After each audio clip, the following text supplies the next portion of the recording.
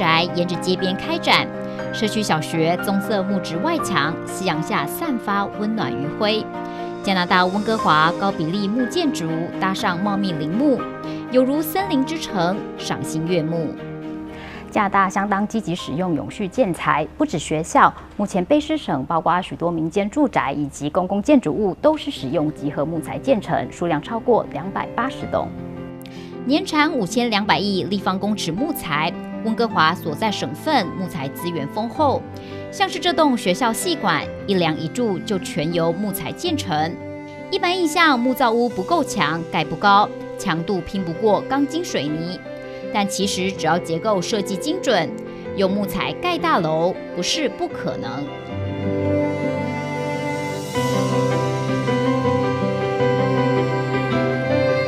矗立在低矮建筑中一枝独秀，不列颠哥伦比亚大学这栋学生宿舍就高达18层楼，54公尺高。2017年完工时是全球最高的木造建筑。This is the student lounge and study space on the 18th floor of Brock Commons Tallwood House. And you can see it has one of the nicest views on campus. This is the 18th floor lounge. It's the only place where we have exposed mass timber. Most places, it's encapsulated in gypsum board for water protection, fire protection, and human protection, because this is a student residence. 一根根木材合力撑起18层高楼，除了地基、1楼基础及楼梯间用钢筋水泥外，其余7层结构全用木材支撑。之所以能突破极限，是因为宿舍用的建材是经过层层加工，强度媲美钢筋水泥的 mass timber 巨型基层板木。Mass timber takes the concept of using smaller pieces of wood to make big pieces. In terms of concept, how this is made is you have layers of wood, first in one particular direction with smaller pieces, long pieces.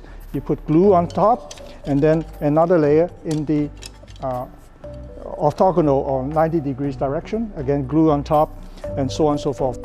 号称新一代混凝土巨型基层板木，原理说穿了就是集合小木材，团结力量大，越堆叠承重能力就越高。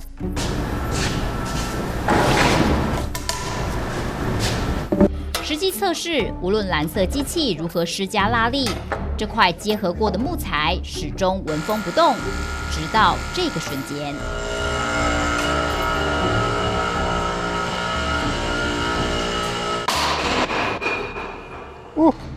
So what we did was we tried to pull them apart to find out how strong it is. And the failure load is around 34,000 pounds, which is about 15 tons. So the weight of a vehicle maybe around 2 tons, right? So this is significantly can carry the weight of many vehicles, small vehicles. 除此之外，巨型基层板木也比天然木材耐烧。So mass timber usually has a larger surface, a larger volume. That's why it's called mass timber. So yeah, it generally burns slower, and it's less likely to ignite. So yeah, the bigger you make your material, the longer it's gonna last in a fire. If I apply some heat, it will burn. You can see the yellow flames from the timber, and you can see there's char forming, where you see those patterns. Once I remove the heat, it self-extinguishes. 高强度能防火，新时代建材翻转建筑业样貌。不止加拿大、挪威、奥地利，一栋栋木造高楼拔地而起，甚至日本要盖70层木造摩天大楼，挑战极限。而这一切都是为了因应全球暖化。When Brock Commons was completed, we did a life cycle assessment of this project and of another student residence on campus. That's a similar building using a concrete structure. Brock Commons had lower carbon emissions, lower embodied emissions, which are the emissions from the building materials, by about 20 to 25%. Difficult to do an embodied carbon calculation for a building because all building materials generate carbon emissions, although wood is one of the few that does sequester them. It's a naturally growing renewable material.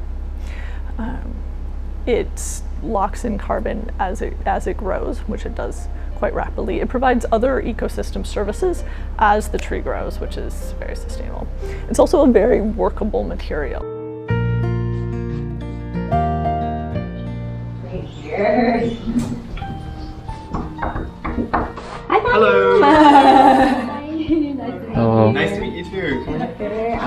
木造学生宿舍建成至今，屋龄已超过5年，但内部装潢设施一切如新。This is essentially my bedroom as well as my workspace, followed by this incredible view of my workspace. 尽管寝室位于9楼，印度留学生 Satyan 也丝毫没有不安全感。As you can probably hear behind me, there's a lot of construction going on.